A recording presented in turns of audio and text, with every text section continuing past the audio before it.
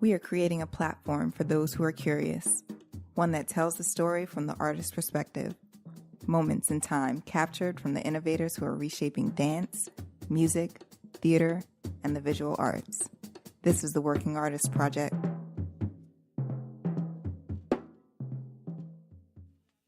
I feel like I want to have that mentality, man, where it's just like keeping your eye on that prize, and it's just like you're not letting up.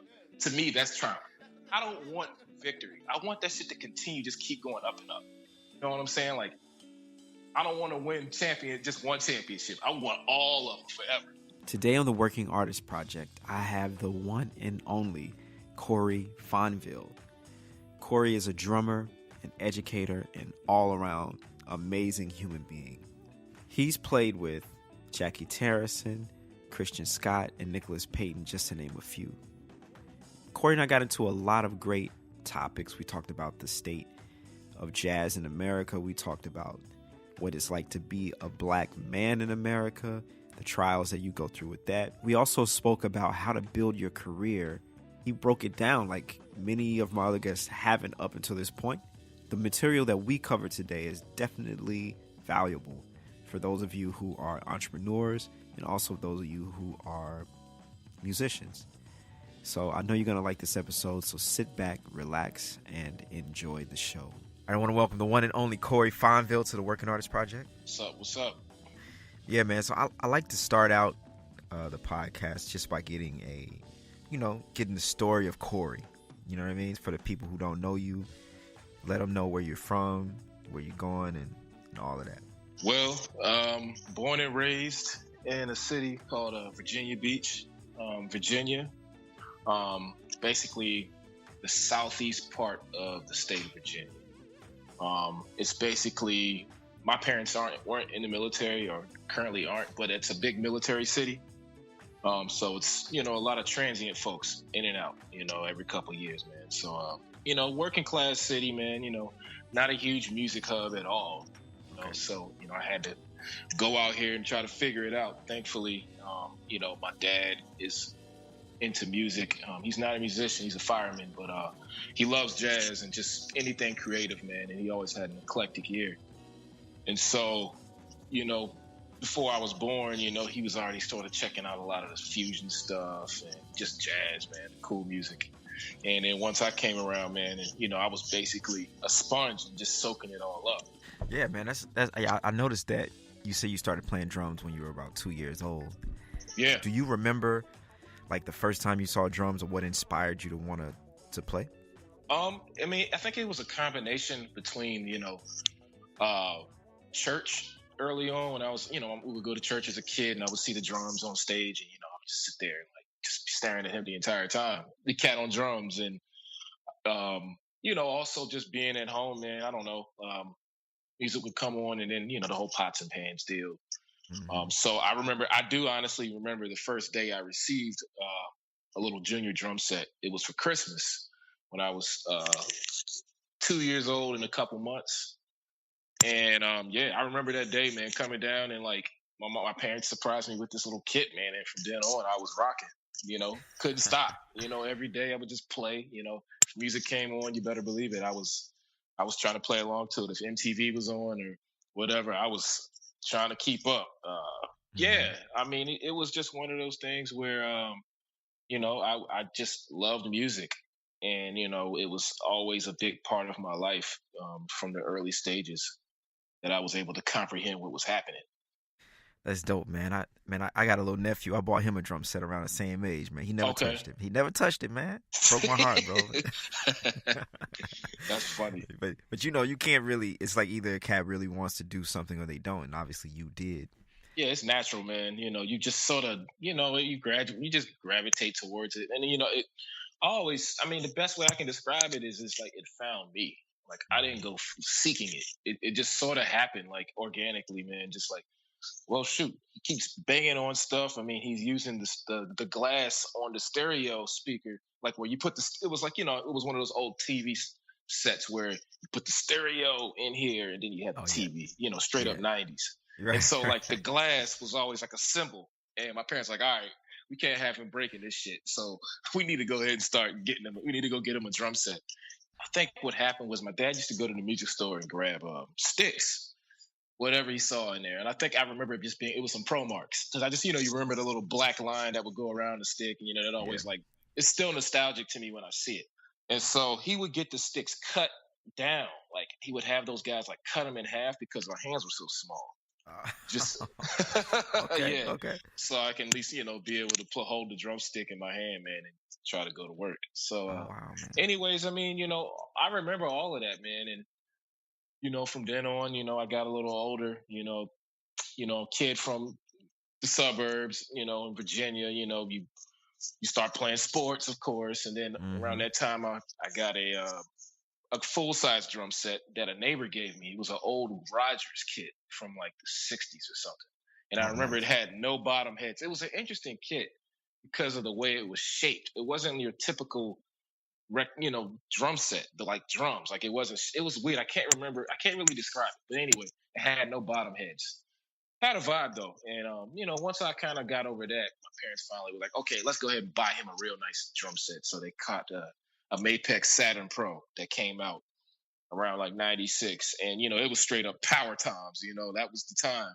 So I had these like super big ass toms. Oh man, I hated those, man, dude. Oh, me too. You couldn't position them. I mean, but it was a start. So from then on, man, it just snowballed and continued to manifest. Boom, Wow. You fall in love with it, man, and you start realizing what the potential that you have here and what you could possibly do. If you decide to take this and do it as a career. I do want to get right into speaking of your band and you being on tour, Butcher Brown, which is like for me, is a dope. It's a dope motherfucking band, dog. It's great. I love it. Like I appreciate that, man. This cat Christopher McBride. Of course, yeah. So he introduced me to your band. I don't know. It must have been 3 or 4 years ago. Oh shoot! And okay. We were like in his car. He was like, "You ever you know about Butcher Brown?" I was like, "Nah." And he started playing it, and I was like, "Damn! Oh shit!" So I've been on it ever since. I've been a fan, man, and it's phenomenal. And I just want you to tell me and the people, like, how did you start that band? What that band is all about, and what are you trying to do with it, and where you see it going? Okay, yeah, man. Well, first off, I really appreciate that, man. Means a lot. We've been working hard, but so yeah, just I guess to start it off, man. We this band was created about 5 years ago, I'd say. At first it was like a studio band. Me and my good friend that I've known for over about 12 years now. His real name is Devon Harris, but his like moniker, his like stage name is DJ Harrison, and he's like a great multi-instrumentalist producer, and he's by far one of the most talented cats that I've known. Like just incredible. He's very humble. He won't tell you that, but him and I, man, I met him, man, back in like '08 or something. But I was hearing, actually, no, I probably met him before that because you know what, we were in a program in high school, like a weekend thing at VCU. And he was a drummer, and it was like called VCU Jazz Day. So I met that cat there. We just started talking. He played. I was like, oh, he's dope. A few years later, we're doing this jazz gig with Jason Arcee in Norfolk, and he came down and played keys. He had his Rhodes with him. Okay. And at this time, I was already a fan of him because he had all these cool beats on MySpace.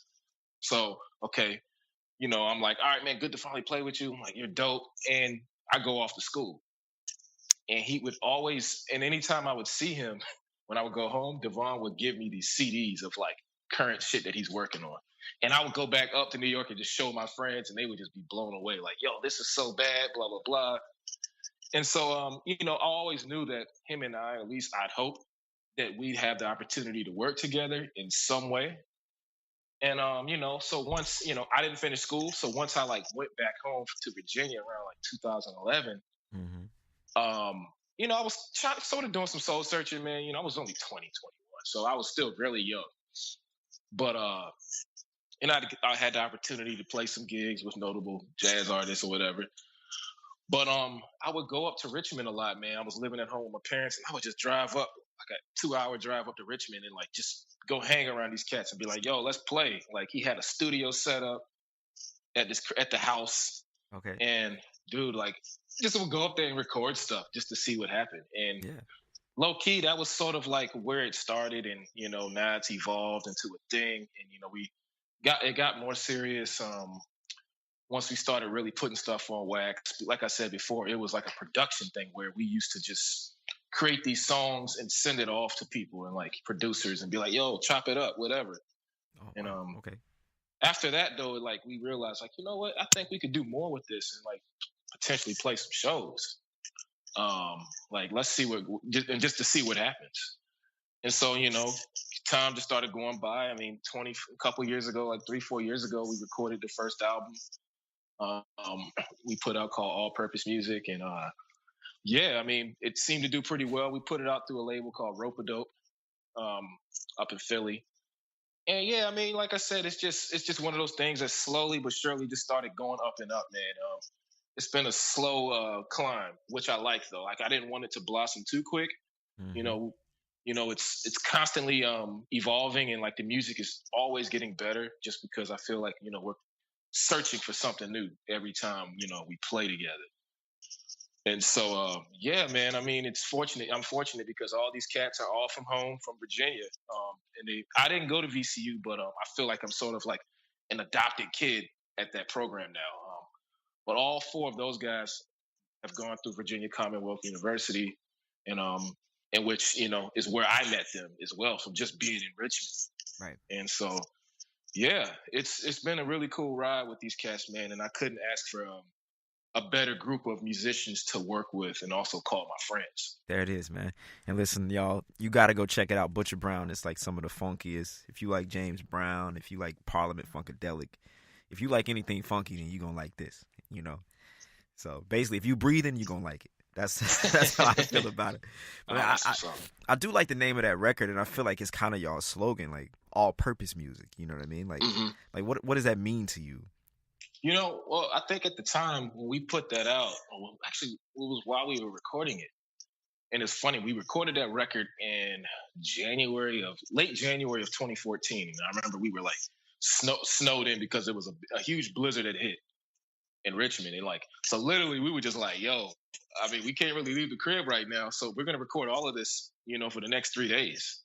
And during that time, I just felt like the music was something that you could play in any situation.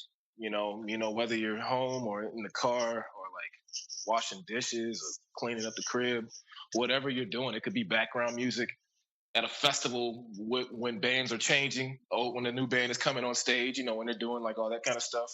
I don't know. All-purpose music it's sort of yeah, you can put it on at any time, and I think it was just a reflection of the sound. And I still think to this day, that slogan sort of works. I mean, I want to get into mentorship because you've played. I'm assuming the three people, or these three people I'm going to name, were also mentors for you, who you have who you've had the opportunity to play with. That being Nicholas Payton, Jackie Terrison, and also Christian Scott. Yeah. Like, if they were your mentors, like what did you learn from them, and how did you take that knowledge and put it into action? Well, I'll say, I think Jackie was the first first artist I ever was able to travel tour Europe with. And that was one of those things where I'll never forget. You never forget that first time when you do like a European tour. Like it was just that magical moment where you're like, oh my God, I can't believe this is finally happening. Jackie, I learned a lot from him just because it was so organic, man. Like every night he would play songs differently. It's trio, so it's super free. I haven't worked with Jackie as much on a consistent basis in about the past 4 or 5 years, just because I've been busy with other stuff. But I love Jackie, man, and he was always been very cool to me. Great cat, man. He's a funny dude. But I will say, like in terms of cats that I've seen and still currently talk to, like Christian and Nicholas, those two guys for sure have played a huge part in my career, and just the growth. Nicholas, he came into my life when I was 19, at the Brubeck Institute, and then I remember he called me right after that, man, and was just like, "Yo, I got some dates, man. You want to hit?" I'm like, "Yeah, fuck yeah, let's do it." And so, to get that experience was dope. Nick, man, he's also another cat that you just have to turn your ears on. You just don't know what he's gonna play. Mm-hmm. He's old school, man. You play all types of music in that band. He was also kind of like a big brother, uncle type of vibe with him. Um, he's from New Orleans, and it's weird. I have a weird thing with New Orleans, I guess, because he's like and trumpet players, like it's Nicholas, and then now Christian. Right. Christian, I can say I probably am the closest with. Okay. Just in terms of just as a friend, as a brother, like he's like if I had an older brother, it would be him. Okay. Because I spent the most time with him on tour, man. On a regular basis. Like he works a lot, so we kick it, man. I'll call him just to say what's up. We talk shit to each other. Right. It's a hang, man. But Christian, man, I've learned a lot. I think about the business side of things with him because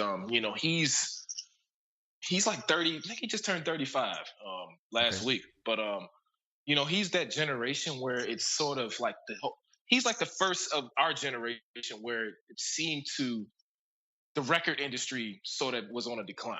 He saw like the tail end of it. Mm-hmm.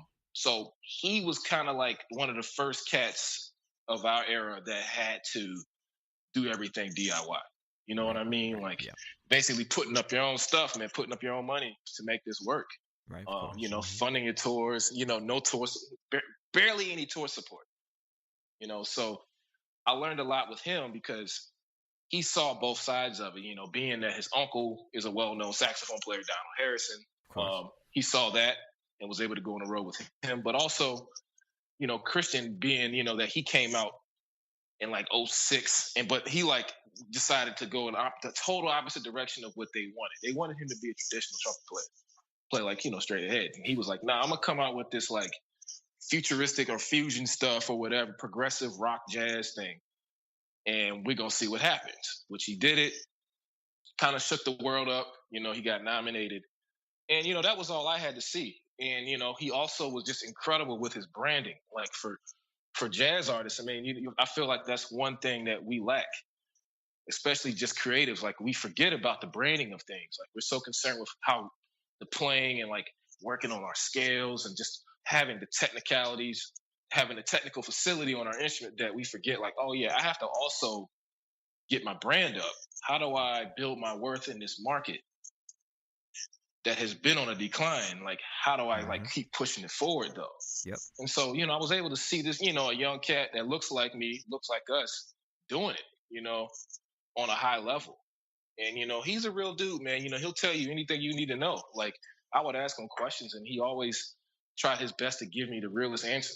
He was always, making the analogy about like, Michael Jordan, first 5 years of his career, 7 years or whatever, he didn't win, and it was because he learned how to win during that time. Mm-hmm. And now, and for Christian, for years he was losing out here, trying to figure out how to win, in this long drawn out game. Right. And now, he's starting to see the returns and all his hard work that he's put in over the past 10 years. And so, to me, it's really inspiring to see a guy like that who's worked really hard on his image and his brand, his sound, and you can see, other cats are starting to emulate that, and like, it's really cool. It's like, he's always been forward thinking. And to me, I mean, I feel like he's probably been the biggest mentor, big brother to me out of all the artists that I've played with. I want to get into some political stuff since you live so close to D.C. Well, you live in D.C. now, right? I live in Baltimore, so like not far. Oh, you're in Baltimore, okay. Yeah, 40 minutes away. Yeah, that's still close. Very close. And Virginia's right there too, so I mean, exactly. I'm all in it. So, man, with all of the stuff that's happening to us as black men from the hands of the authorities, yep. Like, how does that affect your music, and how does it affect your day-to-day existence? That's a great question. I don't think it's changed my approach in how I play. I think regardless, being a black man, we've been dealing with this shit for years, far before Trump and far before like everybody started calling out this gun violence and police brutality shit, over the past 5 years. I mean, starting with Trayvon, Mike Brown, of course, and the list goes on. And even the young brother that got shot last couple weeks ago in Sacramento. And so, I mean, it's always been a thing for us. We're us as black men, we're gonna have a little bit of that edge when we play the drums, especially the drums. When you go back and listen to cats like Elvin Jones, think about the stuff that he was dealing with. I mean, he was born in Pontiac, but I think his roots were in Mississippi because I think his brother was born there. Mm-hmm. And when you hear a cat like that play, you hear the struggle in his drumming. You hear everything. All the bullshit that he dealt with coming up. I mean, this man was born in 1927 or something. So like, he dealt with a lot of shit. So, but to bring it on back to me, I think, man, it's just kind of like, all right, well, something has to change at a certain point. But I've had my personal experience, especially when I had dreads. I cut my hair back in September. I remember, one time, I think it was like 3 a.m. I was heading home from the studio in Richmond. We call it Jellystone. It's a house where we record all of our records with Butcher Brown. And also, it's basically DJ Harrison's like music sanctuary. Nice. So it's dope. So I remember we were just hanging there, man. Just finished up recording something. Just kicking it.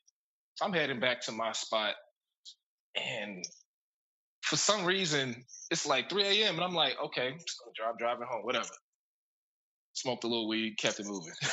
And I get pulled over. I see these lights. And, I don't know about how it is for you or anyone else, but anytime you see those sirens come on, your heart just kind of stops for a second, right? Oh, 100%. Like, it's just like that moment where you're just like, what the fuck? And then this was like right after Mike Brown, that whole Mike Brown situation. So, I mean, you already know we were on 10 at this point. Oh, yeah. So, I'm like, all right, whatever. Let me just chill out. And so cat comes into the car and I'm just like, hey, what's going on? And he's like, hey, your tail light was out. Or like, not even a tail light. It was the fucking license plate light. It was so petty. And I'm just sitting there like, okay, I didn't know that. And, it went from just like he saw my license, registration, and everything was cool. And yeah, I mean, I'm sure he could probably feel the nervousness. He could see how nervous I was. Just, I tried to keep it cool and calm, but it's tough. It's a fucking cop and he has a gun and all this other shit that's been going down. And in Virginia, let's keep it a stat. We already know. Right. I'm sitting there, bro, like, all right, whatever. He comes back and he hands me my stuff back and he's just like, hey, he asked me some weird question like, do you have anything in this car? And I was like, oh, just my drums or whatever. And he sees me, he like asked me to get out the car and he sees my dreadlocks. And he's like, automatically, it just switched from like, okay, cool, have a good night to like, actually, can I do a search in your vehicle? I was like, for real? Like, am I allowed to do a search? And I was like, if I say no, I don't want this shit to escalate. So I was like, fine, whatever. Mm-hmm. Meanwhile, I'm driving my dad's car, which has firefighter license plates on the back. Right. But that shit ain't matter, right? Mm-hmm. So, I let him do his thing. And another cop pulls up for whatever reason, because I'm like a 6-foot black dude. So like, I mean, I kept chill and I just kept looking because he was like, can you stand? But they kept saying like, can you stand over there? And I'm like, what the fuck? For real? All right. So they obviously didn't find anything because I had nothing to hide. I'm just like, it's just drum cases and whatnot. Mm-hmm. And the only thing was funny because I was like, I didn't really give a fuck. I was like, look, man, y'all like went through my stuff. All I ask is for you to put everything back to where it was. Right. Like, out of respect for me, mm-hmm. Which they did. They were cool. I handled it. Tried to be, be mature about it and cool and calm. So after that, he was just like, yeah, I just wanted to check because you seem nervous. So I felt like you had something to hide. And I was just sort of like, I wanted to lose it on him so bad. In my mind, I'm just like, really, motherfucker? For real? Of course, I'm not supposed to be nervous. First of all, you see my complexion. And also, you clearly have been watching the news, right? Right. After like all this shit that went down with Mike Brown and Trayvon, mm-hmm. I'm not supposed to be nervous because you got a gun, but I'm a threat. Okay, this makes no sense right now. This makes zero sense. So, that was my experience. And that kind of fucked me up for a little bit. I mean, it was a thing where I didn't even tell my mom about it. Like, she found out like 2 years later because it was just like, it was sort of traumatizing for a second. So you're just sitting there like, man, what the fuck? All right. But lifetime goes on, man. You never forget that moment. Right. But I can say that was one of the few times I've had to deal with my own experiences with cops. But yeah, I mean, it's real out here, and that's an example. Like, it was straight up profiling like a mug, like it wasn't a situation. Like, I know I wasn't doing anything, but he sees me, he sees that I have dreadlocks, but somehow I'm a threat. Meanwhile, like, we're not the ones shooting up schools or shooting up malls or any of this kind of stuff. But that's a whole nother topic. But for some reason, we're still a threat. And obviously, when number 45 got in office, things seemed to have escalated, and at that time Obama was still in there, but it didn't matter. Tension. And so, I just hope one day that we can hit a place where it doesn't matter what we look like, and everybody can just coexist. See, you bring me right into my next little segment here, and I do want to talk about social media and how you think social media has changed the game for creatives. It's so interesting, man, because like, I love it, but I hate it at this. I don't love it. I like it and I hate it at the same time. I'll say that. Like, it's beneficial for us. I don't like the idea that I feel like you have to be valid, you have to have a certain amount of followers. You know what I'm saying? I feel like that's the stupidest thing I've ever heard. It's ridiculous. Like, I can't believe that we're at this point now. Like, there's like a thing now where I hear it's like, you're internet famous, of course, or like, oh, it's this musician off the internet, he's dope, let's check him out. And it's the same thing with like, comedians like online that are having like these 1-minute Instagram clips. Some of them are really funny and some of them aren't. Right. And I'm just like, all right, man, like, you basically have the opportunity now to take 60 seconds of the best shit that you can play and put that online. But at the end of the day, how do you still deliver that live? It's like, can you play a whole hour set and be dope? Is there going to be a lot of question marks being played during that set? There you go. But it's like, that's the way I see it. I feel like it's just important for us to just stay balanced and not get too wrapped up in that nonsense, because it's always changing. I mean, Instagram could go away tomorrow, and what's going to happen? It's just like, when you see these models on Instagram, yeah, I mean, to me, I'm like, how the fuck are y'all making all this money and y'all not even working for this? It's like, what is this, man? And it's like, meanwhile, you and I, just a bunch of other hardworking cats, have put in 10,000 hours, if not more, but we're not seeing that, which is okay. And it's like, I get it, fine, whatever. But it's like, I think we just have to keep in mind, like, look, all this stuff can go away tomorrow. Oh yeah. Like, it could be, it's a fad right now, but it can be like super corny tomorrow. It's like, look at MySpace. Yep. And Vine is another one. We went through that cycle with Vine. And it's just like, I feel like it's important, man. Just like, look, still focus on your craft, but keep in mind, like, branding yourself is important, and just, it's a way to stay relevant. Like, I think we have to use social media to our advantage now, but let's not get too overly caught up in how many followers we can get. I'm working on getting the Butcher Brown followers up.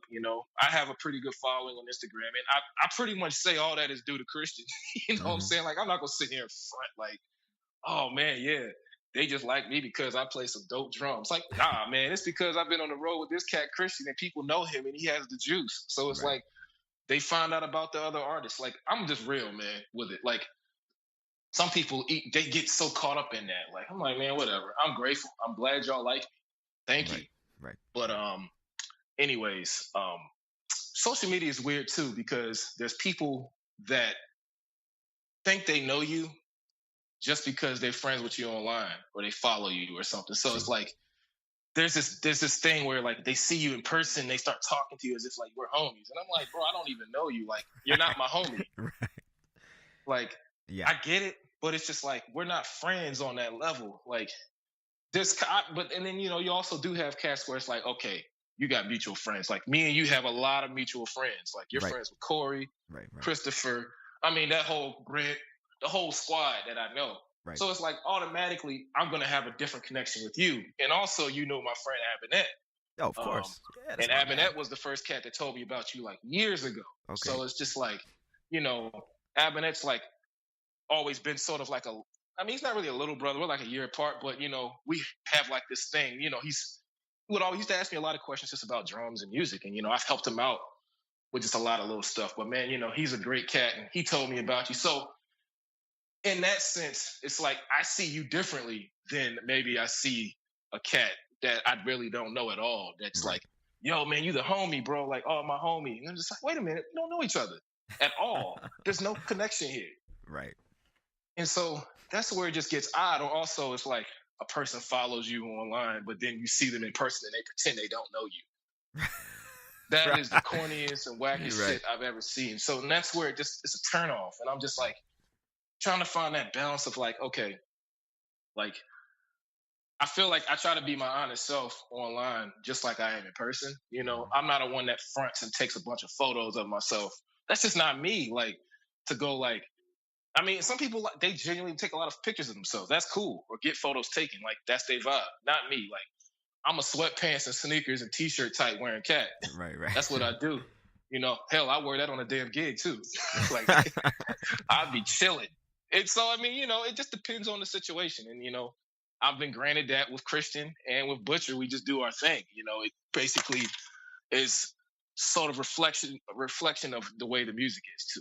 Mm-hmm. But social media, man, is I think, there's goods to it and bads. And it's all on how you use it, man. And as long as you're mindful of the fact that this could go away at any day, like you'll be Gucci. But if we're sitting here like putting everything into like the followers but forgetting about the music, then there's something wrong. Yeah. Instagram is it can be toxic sometimes because you're watching everybody else put on this front like they're doing so much better than they are.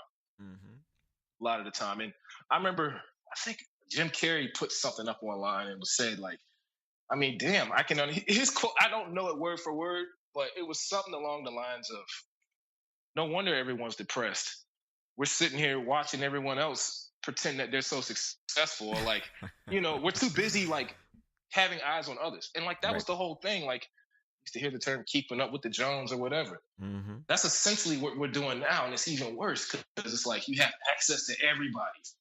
You can see what everyone's doing. Somebody can say, oh man, I'm out here doing this or that. Like, I'm gonna keep it real with you. And I tell everybody this. Butcher Brown, like, we're doing these tours. This is purely an investment, bro. Like, we're not making anything off of these tours. We're doing this as an investment, and we're putting all this energy into it in hopes of getting something back in return, which I know we will. But it's just like trusting the process and constantly just keep grinding it out. And, people see online like, oh man, you're playing these theaters and doing this and that. And it's just like, yo, they think like, oh man, they're making it, they're doing it. It's like, yeah, okay, on a certain level, yeah. And on one end we are doing great. And I would never take anything, I would never change it. But just to be honest, it's like, actually, y'all think we're out here getting money. It's like, we're not. We're putting in the time right now. So like in next 5 years, we'll start seeing some like returns, and like you got to just keep the content flowing. Keep putting music out, keep playing these shows regardless. Like, I mean, we'll take a gig that pays only $250 for the fucking band, especially if it's going to put us in a situation where something could happen. And these shows have done a lot, some of those, when it's been that low, we'll just be like, all right, fine. I think now we're getting to a place where, okay, we've done that 1 year of playing some of those low ball shows, opening up. Now we're going to raise the price or just say no. Right. But I think it's important for people to realize, like, just because you see something online, it could be an illusion. It's not always the case where, okay, you see this band and they take this picture of like this dope ass stage and you see this crazy crowd, and most of the time people assume, oh man, they're out here just getting paid right now. They making like racks of money. And it's just like, no, we're not right now. The headlining band is. But let's just keep it in mind. So that's where it's like, you can't front on people, man. I think it's important. Oh, right, and for sure. Because, you're selling this false idea, especially to the younger generation that's coming up, that's a little younger than you and I, that may think like, oh man, I'm going to be making all this cheddar as soon as I put my band together. Just like, no, this is where bands break up because they didn't have their shit together. They didn't have somebody to tell them, like, start an LLC, get a business account, open up a business account with a bank. Just take all these steps, put 20% of whatever you're going to make in that band, put 20% away as if you're paying a sixth person. Put that away to the bank. So when you have to go rent a van or rent a Sprinter bus or get tickets, plane tickets, you'll have money, stashed aside. Music is a process, and I've been in bands with, more prominent leaders, and I've been in bands with people who are starting. But if you can just get through those first, 2 to 5 years, on the other side is where the gold, the pot of gold is. It's right. It just takes time, man. It's a process.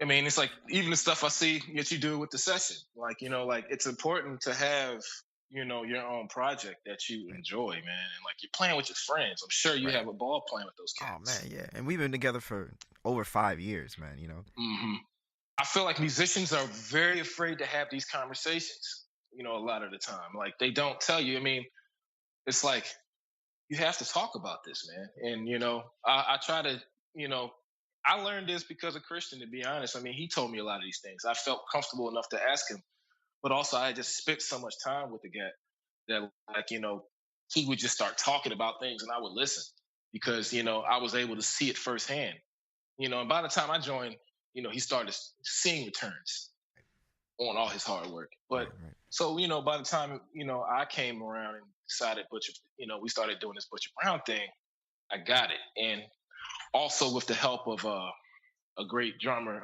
we all know now, the legendary Nate Smith, as they call him. Oh yeah. Nate Smith is a cat from Virginia, and he took a liking to us, man. I've known Nate for a while, and that's family. And I remember one day, I think this is when we really started getting serious. We recorded the record that was already in the can. This is like spring of around this time, 2014. He was like, I want to have a Skype phone call with y'all. And he's like, I really want to discuss business, like how y'all can set up the LLC and like putting money to the side, this and that. And, I credit him for helping us, get all of that stuff together. Because, a lot of the time cats don't really tell you this information. Right, of course. Him being a businessman himself, it made sense that he would share that. Yeah, and that's huge. Get your pencils out. That's huge, man. Man, this next thing I like to do, I call it the word game. And what happens is I say a word and you tell me the first story that comes to your mind. Okay. Focus. Oh man. Well, focus, man. I mean, essentially just you being put in a situation, because I think about gigs, a lot of the time we're around alcohol and a lot of other things, maybe alcohol, maybe trees. And like trying to remember, like, I got to go to work right now. Like, yeah, there's liquor, and beer, but like I need to play. I need to be on top of my shit, regardless of the situation.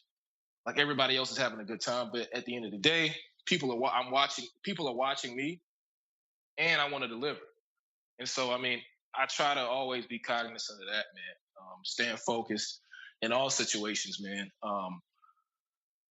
Even when there's important people in the room that are coming to these shows, and, focus, just never letting up on that side of things, man. And don't let these distractions get in the way. Failure. For me, man, failure would just be like me giving up on something, man. And just only because I didn't see the returns on whatever I was trying to gain. Like perhaps just, oh man, like investing into some project, but like it's not happening fast enough. So I'm just like throwing my hands up like, all right, I quit. To me, I feel like I'm giving up, and that's failure. Triumph. You're a Kobe Bryant fan, right?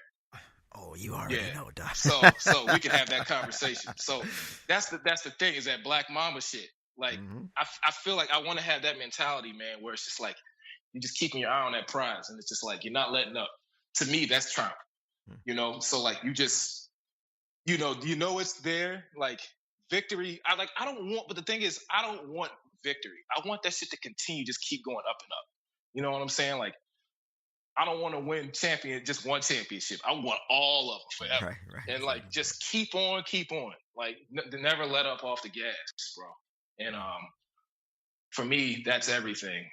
But I feel like that just means, yeah, like you succeeded, man. Like you already have every goal. Like going to Europe was that for me. Yeah. With Butcher Brown, like going over there with my friends, like everything that I've been seeing my heroes do. I finally got that opportunity with my squad of friends to go over there and play this music with people that I love and, you know, I care about, that are all from the same neighborhood as me. And we can go over here and spread these dope vibrations for these people. So, yeah, I think that's it. So, like, how important is it for you to look backwards at your ancestors to guide you to the next thing? Well, I think it's the most important, because I feel like we have so much more at our disposal than they did. And it's just like, you have to always remember, like, man, they were really at a disadvantage. You know, no one was trying to help them. You know, there weren't as many Black-owned businesses. There weren't as many successful people of color out here doing it that had money. So it's like they really, really had to struggle and grind it out. Like, I mean, I think about my grandmother. I mean, she went to Hampton. It wasn't Hampton University at the time. It was Hampton Institute. But she's near 80 years old, and she's probably one of the first classes to graduate. And she's an African American woman. She graduated college in 1957. You know what I'm saying? Mm-hmm. So it's like I try to remember that. You know, and my mom is educated. My dad is educated. He's a fireman now, but he went to school for accounting. My mom she's an assistant principal. You know, it's just like, so I'm just like, man, shoot, like my parents were born in 65. So they're a little younger, obviously, but they went through some shit, of course, I'm sure. In the South, it's Virginia. And then for my grandma, I'm like, hell yeah, she definitely dealt with it. My grandfather, same thing, you know. And even going further back, it's just like, you know, I recently did my ancestry on just to see, you know, where the folks came from. I was just really curious. Mm-hmm. And just, you know, you're going back and just seeing all this stuff. Like, my great-grandfather built the house that my mom lived in growing up. You know, stuff like that. It's like straight up just ground up, literally. Mm-hmm. So I think it's for us as young Black men, man, just cast of color, like, we got to remember that and just keep grinding and keep that tradition going. Like, let's not let off the steam, like I said earlier, just because, you know, it's 2018, we got iPhones, everything's a little easier. Right. But it's like, at the same time, let's keep pushing, man. Like, we have to go out here and get it, you know, and stay inspired by one another. You know, regardless, like, why hate on someone? Let's lift each other up. You know, keep pushing the envelope, man, encouraging each other. Like, watch what, you know, paying attention what another cat is doing. I mean, and I'm not just, like, obviously, I love everybody, you know, all walks of life, all races, religions. But, you know, since we're talking about us right now, right? So I think it's important for us to remember that, because, you know, we're coming from the same place. Yep, exactly. You know, we have to team up and just support. Yeah, love that. Just like they were doing. They were doing that 100 years ago. Oh, yeah. Essentially, you know, keeping it. They were together, singing hymns and everything else. Yep. Trying to get to that shallow water, you know. That's dope, man. So this is it, man. I like to end every interview asking this question, and the question is, what are the 3 things that you are most thankful for? Well, thankful for my family, which my girlfriend, she's a part of that now. I like to say, so she's included in that. So it doesn't have to be my girlfriend, my family. So my family, all of that. I'm thankful for, you know, having a gift that I can share with people called, you know, known as music. You know, I'm able to do what I love, man. So that's 2. So family, music, and the third one, that's going to be tough. I'm thankful, I guess, just to be able to, like, have friends, man. people that care about me, and I guess that also goes in the same grouping as family. But friends are important. People that call and check on you that aren't your family, that just are like, yo, what's up, man? You good? Like, I still have that. Yeah. Most people, especially in today's age where it's like you have social media friends, or like cats will just hit you up online, like they'll comment on stuff, but they're not calling you or texting you to say, yo, what's up? You good? Right. You can't beat that. Before we go, man, I want to give you an opportunity to plug anything you got coming up, shows, events, records, anything. Mm-hmm. Oh man, well, we have I know Butcher Brown. We have a record supposed to be coming out in the fall. We don't have any shows. There's some potential stuff probably coming in the summer in New York City. Nothing I have a date on, but I'd like to tell everybody just to go to butcherbrown.com to keep up with everything we have coming up. And we have, merch on the site. All of our dates will be listed, et cetera, et cetera. Keep up with Christian Scott, of course. He's got dates. Some that I missed, some that I'll be on, but because I'm out with Butcher, so I miss a lot of the stuff at this point. But my brother lets me do my thing, and he's supportive. So, I'd say go check his stuff out. And yeah, man, keep just butcherbrown.com. You can follow me on Facebook or Instagram and Twitter. That is, so that's BUTCHER Brown.com, right? Yeah. Cool. Yes, sir. So y'all, and all the social media handles are there too. Okay, cool. So he's like Butcher Brown on everything: Facebook, Instagram, Twitter. And what's your social security number? But y'all, man, listen, man, thanks for coming on the Working Artist Project, bro. Hey, man, thank you, man. And y'all go check out the session as well, man. Oh, man, yeah. Check it out. If you like what you heard, you know what to do. Hit that subscribe button. The Working Artist Project is brought to you by Second Line Arts Collective. Find out more at secondlinearts.org. I'm Darian Douglas, and this is the Working Artist Project.